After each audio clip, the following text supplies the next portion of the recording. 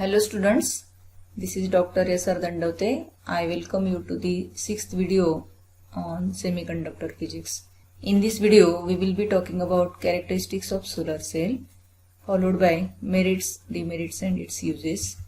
At the end of this lecture, you will be able to understand characteristics, advantages, disadvantages and uses of solar cell. So starting with characteristics, current voltage characteristics of solar cell. By supposing that the experiment is performed in the laboratory for current and voltage variation. So current can be measured by constantly changing the voltage by changing the load resistance. In this experiment, intensity of incident light will be kept constant, and thus by changing voltage we can measure the corresponding current, and the graph between these two readings can be plotted, that is called as IV graph. The nature of the graph is like this. In this graph, we get the maximum current denoted by ISC and the maximum voltage called as VOC. ISC stands for short circuit current. That is the maximum current obtained when circuit is short, and circuit can be made short by making resistance 0 or minimum. So when the load resistance becomes 0 or it tends to 0, circuit gets short and hence the corresponding current tends to maximum, and this maximum current is called as short circuit current denoted by ISC. Similarly, we have the next characteristic as VOC called as open circuit voltage. This is next parameter. So this is the maximum voltage drop obtained when RL tends to maximum. So if there is maximum resistance across the circuit, the current will tend to minimum, but the corresponding voltage drop will become maximum, and this maximum voltage is called as VOC, that is open circuit voltage. The product of these two terms, ISC and VOC, is called as fill factor denoted by FF. Alternatively, it is also called as ideal power or maximum input power. Here we should remember that the input is applied in the form of light energy. So with what power input is obtained, that cannot be directly calculated. So instead of that, when we start activating solar cell, whatever the maximum current obtained, that is ISC, and the maximum voltage obtained is VOC, and thus the product of these two is termed as maximum input power. But this entire power cannot be converted into output. So that's why it is called as ideal power. Okay. So fill factor is ISC into VOC. So from graph we get two more parameters, that is Im and Vm. So as shown in this graph, see this particular point has the coordinates voltage Vm and this current Im.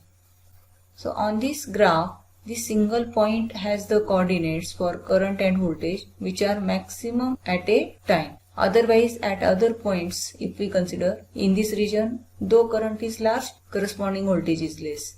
Here, voltage is large but the corresponding current is low. That means this single point gives both this voltage and current maximum at a time, and that's why the product of these two is called as real power, and hence it is treated as output power. So output power is considered as Im into Vm, and the ratio of output power upon input power is efficiency denoted by eta. So thus by putting the values, output power is Im Vm and input power is ISC into VOC. That gives efficiency, and when it is multiplied by 100, we get the efficiency in percentages. Okay. So this is about the IV characteristics and the corresponding parameters associated with that. Let us now turn towards some advantages of solar cell. The most important advantage is the type of energy on which solar cell works. It uses sunlight or solar energy, and it is abundantly available and absolutely at zero cost it is available. So this is the most important advantage of solar cell. During action of the solar cell, light is converted into electricity, and this process is completely free from any kind of pollution. Like in other power stations, for example in nuclear power station, there is problem of radiation or the problem of disposal. If it is thermal power station, then air pollution is caused. So in solar cells, the power is generated which is completely free from pollution. At room temperature, the conversion of light energy into electricity takes place, and this is possible, and there is direct conversion of light energy into electricity. Means there is no any intermediary required. Solar cells convert directly light energy into electricity. That is also important advantage. As there is very less number of moving parts, system is associated with low maintenance cost, and the lifetime is comparatively larger. Now there are some demerits also. First demerit is its efficiency. Solar cells have comparatively low efficiency because we know it takes input as light, and whatever the input it takes entirely is not converted into electricity. Most of the part of the light is wasted in heating the solar cells. So research is going on in order to develop or design solar cells having comparatively larger efficiency. But if we compare this point with other power generating mechanisms, the solar cells have comparatively less efficiency. Its initial installation cost is comparatively larger. The next disadvantage is the type of light. The distributed and intermittent nature of light makes solar cells disadvantageous. As and when we want, sunlight is not available. During rainy season or during night period, sunlight is not available. That is what called as intermittent nature, and also the distributed nature of sunlight is there.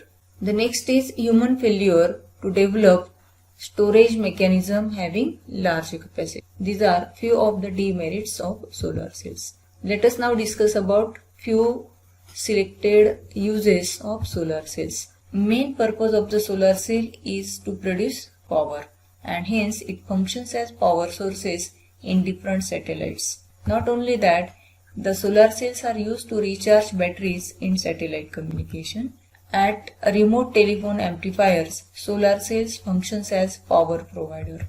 These are also used for lighting purposes, and at railways it is used for signaling equipment. It acts as power provider for irrigation pumps, construction site power tools. So this is regarding characteristics, advantages, disadvantages and uses of solar cells. Thank you.